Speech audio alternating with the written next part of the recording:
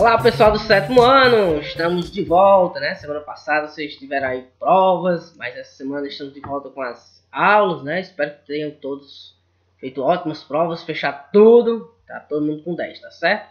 E hoje vamos para o nosso conteúdo do sétimo ano, né? Reforma e contra-reforma, nossa aula de hoje, tá certo?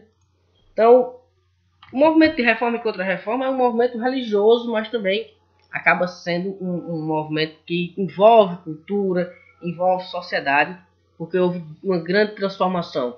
Houve inicialmente um movimento para reformar, para mudar algumas coisas, né, na igreja, e depois houve, né, a contra-reforma, quer dizer, é um movimento que a igreja católica ela se manifesta contra a reforma, ela vai ser contrária, e aí há um embate entre os reformistas, né, e os contra-reformistas da Igreja Católica. E por que a gente estuda isso, Lucas? Porque isso vai influenciar muito, né, não só a Europa, como também as Américas, que serão descobertas nesse período. Ainda não havia sido descobertas as Américas, né? Mas por causa de todo esse movimento, né, junto com outras questões econômicas, é que os europeus vão sair aí em alto mar para conseguir novas rotas comerciais. Então tem um pouco a ver sim esse movimento de reforma e contra-reforma com as descobertas do Brasil, por exemplo, né, e toda a América que a gente conhece, as Américas que a gente conhece hoje, tá certo? Então, reforma e contra-reforma. Primeira coisa, foi a maior divisão sofrida dentro do cristianismo, porque antes só havia um cristianismo, né? Só havia uma igreja, a Igreja Católica, pronto. Ela quem dominava tudo, ela quem era a dona de tudo. Por quê? Porque ela era a representante de Deus, né? E o representante de Deus era o Papa, pegando aquela passagem bíblica, né, quando Jesus teria dito, né, que entregava as chaves a Pedro e dessa pedra ergueria a sua igreja, e Pedro foi o primeiro Papa, o primeiro líder, né, do cristianismo. E aí a igreja ela tinha essa ideia de que todos deveriam, né, de certa forma, pagar impostos e se submeter ao Papa, né, à ordem do Papa.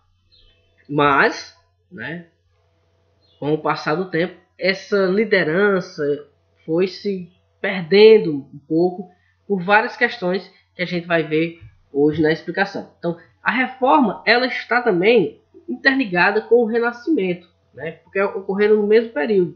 E os dois prezavam por essa liberdade, né, prezavam por essa ideia de que era possível a pessoa, o ser humano, ser o próprio tutor dele. Ele poderia pensar, ele poderia ler, ele poderia tomar suas próprias decisões. E a Igreja Católica ela era totalmente contrária, porque ela colocava que aqueles escolhidos, aquelas pessoas escolhidas, é quem deveriam ditar o norte, ou dizer o que era a verdade. Nem todo mundo poderia dizer a verdade, e muito menos questionar os dogmas, os documentos, as leis, as regras do catolicismo, né? Então, esses dois movimentos de reforma e renascimento eles vão tentar romper com essa ideia. O movimento de reforma ele teve início na Europa nos anos 1400, né? E aí vai se espalhar por todo o mundo. E quais foram os motivos para o pessoal querer, né, a reforma, acabar com várias coisas da igreja institucional? Porque até aquele momento não havia divisão entre administração e religião. Era uma coisa só. É como se o padre fosse também prefeito da cidade. Só um exemplo assim, bem simples, né? Era uma grande autoridade, ele determinava muitas coisas nesse período, né? E isso influenciava muito na vida das pessoas, né? Isso influenciava muito na vida dos poderosos, que muitas vezes tem que se submeter à vontade papal, se submeter à vontade de um bispo ou de um padre, porque ele era o chefe, né? E ele teria que se submeter a essas vontades, a esse desejo. Então, na Idade Média, a igreja ela era toda poderosa e muitas vezes mais forte do que os próprios reis.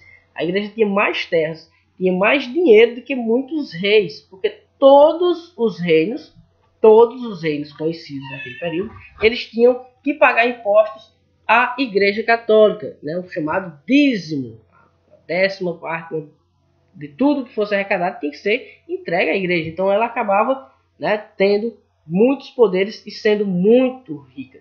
Um grande embate, né, que eles vão fazer é sobre essa ideia do poder universal do Papa. Quer dizer, o Papa ele tinha como controlar tudo, porque ele tinha alguém sempre seu em todo lugar. Tinha sempre um padre em algum lugar para repassar as informações, os bispos e tudo. Então, no século XV, muitos reis passaram a ver o Papa, né, que era o líder da cristandade europeia, como um obstáculo ao fortalecimento do poder real. Aí eles começaram a se opor também à saída de dinheiro de seus reinos, né, para Roma, para o Papa.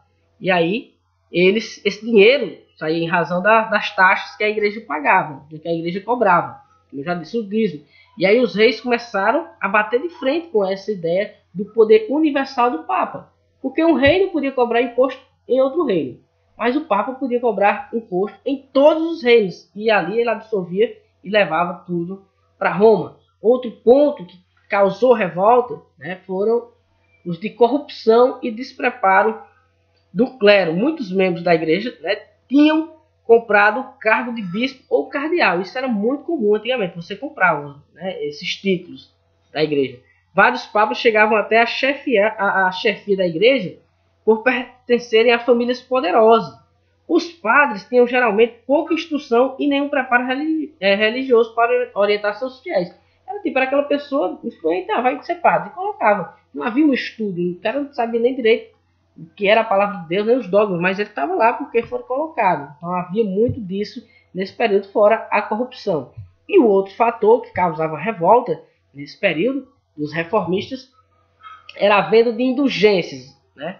As indulgências, elas são, né, tipo, você compra a salvação, como se você pudesse comprar a salvação. E também as falsas relíquias, né? Bispos e padres praticavam o comércio de artigos religiosos, quer dizer, vendiam um objeto qualquer, dizendo que era um pedaço do osso do jumento montado por Jesus, por exemplo. Esse osso aqui foi o jumento que Jesus andou, toma aqui, ó, você comprando aqui por tantos mil, você vai estar aí.